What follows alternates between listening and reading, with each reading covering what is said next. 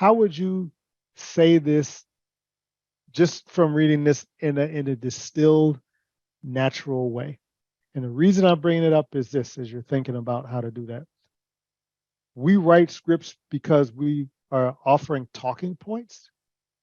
What we don't want to do with manuals, at least this manual, is attempt to make robots. So there's what, 12 people on here.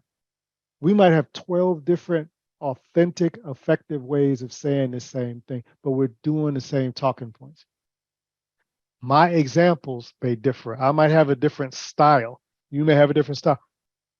But when you're training for the man, this is like the best practices script for what you want to convey, and then you own it by your style of how you speak. So those are your words. You can make sense to me, especially if I've talked with you about misplaced anger previously, or I've talked to you about acting out, and I know what that means. That resonates more for me than all of this gobbledygook, because it's not part of who you are when you talk about it, and it's also may not have been part of the therapeutic conversation we have ongoing, but you got the same point across.